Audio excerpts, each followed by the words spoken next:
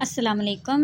First year MBBS biochemistry Satyanarayan book से हम लोग कार्बोहाइड्रेट वाला चैप्टर पढ़ रहे हैं और इसके अंदर जो है अब नेक्स्ट टॉपिक जो है वो है हमारा रिएक्शंस ऑफ मोनोसेक्राइड्स। ठीक है, असल में ना ये टॉपिक इतना कुछ इंपॉर्टेंट होता नहीं है, लेकिन जस्ट वाइवा बेस्ड या प्रैक्टिकल जो आपका एग्जामिनेशन होता है तो उसके अंदर ये आ जाता है। बाकी उसके अलावा थ्योरी वगैरह में उनमें ना इनका इतना कुछ काम नहीं होता। ठीक है, अब सबसे पहले लिखा हुआ है टॉटोमराइजेशन और इनोलाइजेशन। ठीक है, टॉटोमराइजेशन और इनोलाइजेशन क्या होता है पहले यहाँ से हम लोग पढ़ लेते हैं। ये जो भी लिखा हुआ है कि एक्चुअली इसमें क्या होता है, shifting of hydrogen atom from one carbon atom to another to produce enediols. ठीक है, मतलब ये होता है कि एक कार्बन से दूसरे कार्बन तक हाइड्रोजन शिफ्ट करेगा और एनी डायोल्स बनेगा, तो इसलिए हम इसको इनोलाइजेशन भी कहते हैं और इसको हम लोग टॉटोमराइजेशन भी कहते हैं, क्योंकि इनी डायोल्स की फॉर्मेशन होती है तो इनोलाइजेशन। ठीक है, अब ये है कि जो एनोमेरिक कार्बन होता है ना उसके ऊपर जो है टॉटोमराइजेशन होती है अल्कलाइन सॉल्यूशन में। ये थोड़ी सी किसने एडिशन दी हुई है, डिटेल दी हुई है कि अल्कलाइन सॉल्यूशन के अंदर एनोमेरिक कार्बन जो है वहाँ पर ये होता है। अब मैं आपको ना इसको सिंपल करके बताती हूँ कि ये होता क्या है। ठीक है, अब देखिए यहाँ पर मैं आपको दिखाती हूँ कि ये जो है ना टॉटोमराइजेशन सबसे पहले मैंने लिखा हुआ है कि शिफ्टिंग ऑफ प्रोटॉन। ठीक है, समझ के हम लोग अब ना यहाँ पे मैं आपको एक स्ट्रक्चर दिखाती हूँ। देखिए ये डी ग्लूकोज मैंने मतलब मैंने ना बेसिक से स्ट्रक्चर लिया हुआ 3 कार्बन वाला और फर्दर भी चेंज करेगी आगे। अब देखें ग्लूकोज जो है उसके अंदर हम पता है कि अल्डिहाइड ग्रुप होता है, तो ये मैंने अल्डिहाइड ग्रुप बना दिया। ठीक है, और पूरा उसका स्ट्रक्चर बनाया हुआ है। अब क्या हुआ कि देखें क्या होता है ना कि एनोमेरिक कार्बन ये आ गया। ठीक है, नंबर 1 कार्बन। फिर अब ना फर्दर जो स्ट्रक्चर है ना उसके अंदर से जो हाइड्रोजन होगा ना वो शिफ्ट करेगा और यहाँ पर जो डबल बॉन्ड है ना ऑक्सीजन का इसको तोड़ेगा। ठीक है, तोड़कर और ये हाइड्रोजन ऑक्सीजन के साथ दूसरा बॉन्ड यहाँ बना लेगा। तो अब ये हम यहाँ देखते हैं कि ये हाइड्रोजन शिफ्ट किया यहाँ पर, इसने इसकी बॉन्डिंग तोड़ी कार्बन के साथ और ये जो है यहाँ पर ये बॉन्ड बन गया ऑक्सीजन का हाइड्रोजन के साथ। और यहाँ पर जो कार्बन की वैलेंसी खाली हुई है उसने इस वाले कार्बन के साथ डबल बॉन्ड बना लिया। ठीक है, तो ये डबल बॉन्ड कार्बन के बीच में आ गया। अब फर्दर ये सिंपली ये देखें क्या हुआ है कि एक कार्बन से इस कार्बन से शिफ्टिंग हुई है एनोमेरिक कार्बन तक हाइड्रोजन की, तो इस प्रोसेस को हम कहते हैं टॉटोमराइजेशन और ये जो बनेगा ये बनेगा इनिडायोल। ठीक है, अब हमें पता ही है। तो अब यहाँ देखते हैं ये कि जब ग्लूकोज को हमने अल्कलाइन सॉल्यूशन के अंदर रखा बहुत वक्त तक, तो उसके जो है ना आइसोमर्स की फॉर्मेशन होना स्टार्ट हुई। ठीक है, अब क्या हुआ कि जो है आइसोमर्स बने ग्लूकोज के अल्कलाइन सॉल्यूशन रखने के बाद फ्रक्टोज और मेनोज वगैरह।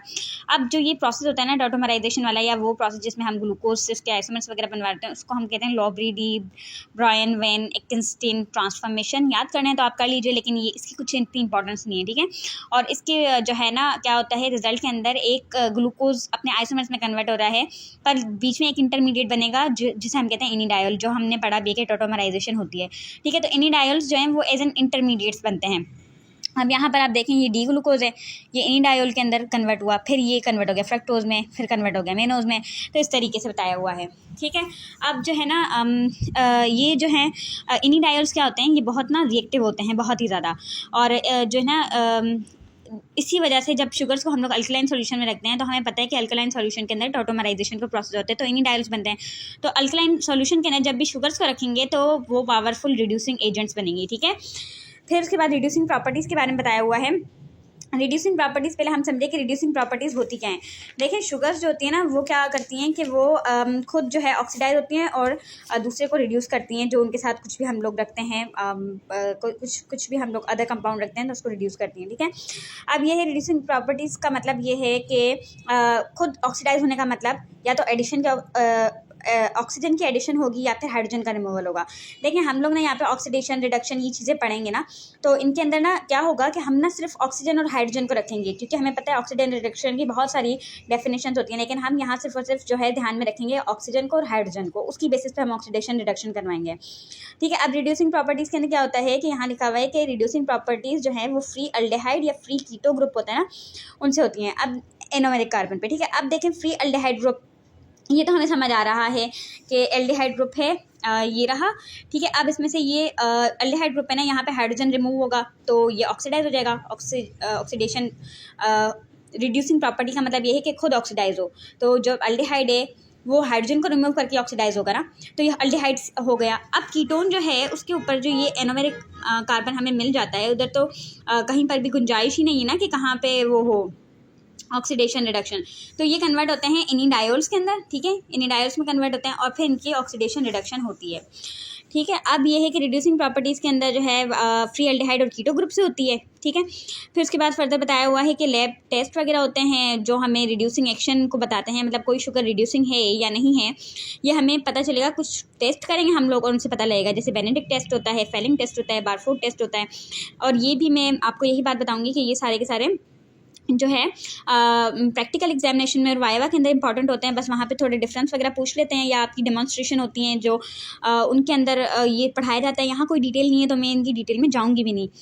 फिर क्या है कि रिडक्शन जो होती है ना वो एफिशिएंट होती है अल्कलाइन मीडियम में, हम पढ़ चुके हैं अल्कलाइन मीडियम में बनते हैं इनिडायोल्स, ठीक है। तो इस तरीके से वो उसको फैसिलिटेट करता है। फिर उसके बाद क्या है, इनिडायोल्स जो हैं जो कि बनते हैं, अब ये बताया हुआ है ऐसे ही, मतलब एक रिएक्शन के बारे में बताया, क्योंकि इनिडायोल्स जो होते हैं ना वो रिड्यूसिंग एजेंट्स होते हैं। तो अब यहाँ बताया हुआ है कि क्यूप्रिक आयन्स होते हैं ना, जैसे ये देखें कॉपर 2+ स्टेट में क्यूप्रिक आयन 2+ स्टेट, तो कॉपर सल्फेट जो है जब हम लोग इनिडायोल्स के साथ इसको कॉपर सल्फेट को रखते हैं तो जो क्यूप्रिक आयन होता है ना 2+ स्टेट में वो क्यूप्रस के अंदर कन्वर्ट हो गया, ठीक है। यानी मैंने क्या कहा था कि इनिडायोल्स रिड्यूसिंग एजेंट होते हैं, यानी अगले को रिड्यूस करेंगे, यानी कॉपर सल्फेट में क्यूप्रिक आयन को रिड्यूस करेंगे। और रिड्यूस कैसे होंगे, जब इनकी जो है ऑक्सीडेशन, मतलब ये जो नंबर है ऑक्सीडेशन नंबर ये कम हो जाएगा, ठीक है। तो ये देखें कम हो गया, +2 से +1 के अंदर आ गया, तो वो अच्छे रिड्यूसिंग एजेंट हुए क्योंकि उन्होंने क्यूप्रिक को क्यूप्रस में रिड्यूस कर दिया, ठीक है। अच्छा, जब ये कन्वर्ट होगा क्यूप्रिक से क्यूप्रस के अंदर तो येलो प्रेसिपिटेट्स बनेंगे क्यूप्रस हाइड्रोक्साइड के, ठीक है, और रेड प्रेसिपिटेट बनेंगे क्यूप्रस ऑक्साइड के, ठीक है। ये थोड़ी डिटेल है लेकिन इतनी कुछ इंपॉर्टेंट नहीं है, ये सारी चीज़ यहाँ पे बताई हुई है, ठीक है।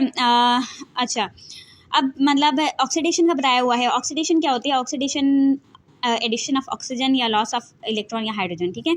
अब बताया हुआ है कि ऑक्सीडाइजिंग एजेंट जो है ना जो भी हम यूज़ करेंगे उसकी बेसिस के ऊपर क्या होती है, ऑक्सीडेशन होती है, ठीक है। अब ऑक्सीडेशन कहाँ कहाँ पे होगी ये मैं आपको ज़रा समझाती हूँ। देखें, ऑक्सीडेशन होगी या तो यहाँ पर ऑक्सीडेशन होगी, ये देखें लॉस ऑफ हाइड्रोजन होगा, ठीक है। ऑक्सीजन का गेन तो नहीं हो रहा लेकिन हाइड्रोजन का लॉस ज़रूर हो रहा है। और उसके अलावा जो है यहाँ पे कीटोन ग्रुप है, इसके अंदर तो ऑक्सीडेशन नहीं हो सकती क्योंकि देखें ना यहाँ पर कोई गुंजाइश ही नहीं है। अब जो है ना अगर कोई शुगर है, फॉर एग्जांपल ये देखें ये ग्लूकोज की जैसे मैं आपको बताया, तो यहाँ ऑक्सीडेशन हो सकती है जो कि एक एल्डिहाइड ग्रुप है। और उसके अलावा टर्मिनल मतलब जो लास्ट के अंदर अल्कोहल ग्रुप्स वगैरह लगे होते हैं, यहाँ पूरा स्ट्रक्चर नहीं बना हुआ, तो अल्कोहल ग्रुप के ऊपर देखें यहाँ से एक हाइड्रोजन रिमूव हो सकता है, तो इस तरीके से यहाँ पे ऑक्सीडेशन होती है। अब बताया हुआ है कि टर्मिनल अल्डिहाइड ग्रुप होता है, अच्छा सॉरी, कीटो ग्रुप के ऊपर भी ऑक्सीडेशन हो सकती है। कीटो ग्रुप के ऊपर किस तरीके से ऑक्सीडेशन होगी, वही बात है कि इनिडायोल के अंदर कन्वर्जन होगी और फिर उस तरीके से ऑक्सीडेशन हो जाएगी, ठीक है। या फिर बताया हुआ है कि टर्मिनल अल्कोहल ग्रुप जो है ना वो ऑक्सीडाइज होता है। अब ऑक्सीडेशन अल्डिहाइड ग्रुप की अगर होगी तो उसकी रिजल्ट के ना ग्लूकोनिक एसिड बनेगा, और ये चीज़ बहुत इंपॉर्टेंट है याद करने के लिहाज से, ये याद कीजिएगा। और अगर टर्मिनल अल्कोहल की ऑक्सीडेशन होगी तो फिर बनेगा ग्लूकोनिक एसिड। तो ये दो चीज़ें हैं, इनको अपना नाम भूल जाइएगा लेकिन इन चीज़ों को मत भूलिएगा। फिर है रिडक्शन, तो रिडक्शन के अंदर ये बताया हुआ है कि जब हम लोग सोडियम अमलगम लेते हैं विच इज़ रिड्यूसिंग एजेंट, तो अल्डिहाइड और कीटो ग्रुप्स जो हैं मोनोसेक्राइड के वो रिड्यूस हो जाते हैं, ठीक है। अब ये बताया हुआ है देखें कि ये रिड्यूस कैसे होंगे, ये ऑक्सीजन का एडिशन होगी हाइड्रोजन की, तो ये ऑक्सीजन का बॉन्ड टूटेगा तो यहाँ हाइड्रोजन, तो ये हाइड्रोजन की एडिशन हुई तो ये रिडक्शन हो गई है, ठीक है। रिडक्शन हाइड्रोजन की एडिशन होती है और लॉस ऑफ ऑक्सीजन होता है। अब जो है ना ये चीज़ भी बहुत ज़्यादा इंपॉर्टेंट है, इसको याद रखिएगा। ग्लूकोज रिड्यूस होता है सॉर्बिटोल में, गैलेक्टोज गैल्सिटोल में, mannose mannitol, fructose mannitol plus sorbitol में, और राइबोज रिबिटोल में, ठीक है। अब यहाँ पे ना कुछ इंपॉर्टेंस बताई हुई है और ये भी याद रखने वाली हैं। सॉर्बिटोल और डेल्सिटोल जो होते हैं ना ये नॉर्मली बॉडी में बनते रहते हैं, लेकिन कोई पैथोलॉजिकल कंडीशंस होती हैं जिसकी वजह से ये अक्यूमुलेट होते हैं ना, तो ये क्या करते हैं टिश्यूज़ के अंदर स्ट्रॉन्ग ऑस्मोटिक इफेक्ट्स डालते हैं। ऑस्मोटिक इफेक्ट डालेंगे तो वाटर वहाँ पर वाटर अट्रैक्ट होगा तो सेल की स्वेलिंग हो जाएगी, ठीक है। तो सर्टेन पैथोलॉजिकल कंडीशंस के अंदर ये क्या करवाते हैं, कैटरेक्ट करवाते हैं। आँख के अंदर अगर सॉर्बिटोल एक्यूमुलेट हो रहा है तो वहाँ कैटरेक्ट हो जाएगा, पेरिफेरल न्यूरोपैथी हो जाएगी और नेफ्रोपैथी वगैरह, मतलब किडनीज में। और फिर ये है मैनिटोल जो बताया हुआ है, ये रिड्यूस जो है ना ये एक यूज़ होता है एज अ इंट्राक्रेनियल टेंशन को रिड्यूस करने के लिए। अब इंट्राक्रेनियल टेंशन को रिड्यूस करने का मतलब क्या हुआ, मतलब ये कि CSF का प्रेशर बढ़ जाएगा तो इंट्राक्रेनियल प्रेशर बढ़ेगा, ठीक है। तो अब मैनिटोल को हम लोग देते हैं ना, तो ये क्या करवाता है, ये डायूरेसिस करवाता है। डायूरेसिस का मतलब ये है कि ये यूरिन आउटपुट को बढ़ा देगा, यानी कि आपको बहुत ज़्यादा वॉशरूम जाना पड़ेगा, यूरिन बहुत ज़्यादा उसकी प्रोडक्शन होगी, ठीक है। तो अब intracranial pressure CSF is a body fluid, तो बॉडी फ्लूइड को कम करने के लिए जब हम लोग फर्दर बॉडी में से डायूरेसिस करवाएंगे तो यूरिन के थ्रू हमारा बॉडी फ्लूइड आउटपुट जो है वो कम हो रहा है ना, तो फिर उस वजह से CSF जो है ना उस पर भी इफेक्ट पड़ेगा और उसका भी आउटपुट कम हो जाएगा। तो मेनिटोल जो है वो इंट्राक्रेनियल टेंशन को रिड्यूस करता है।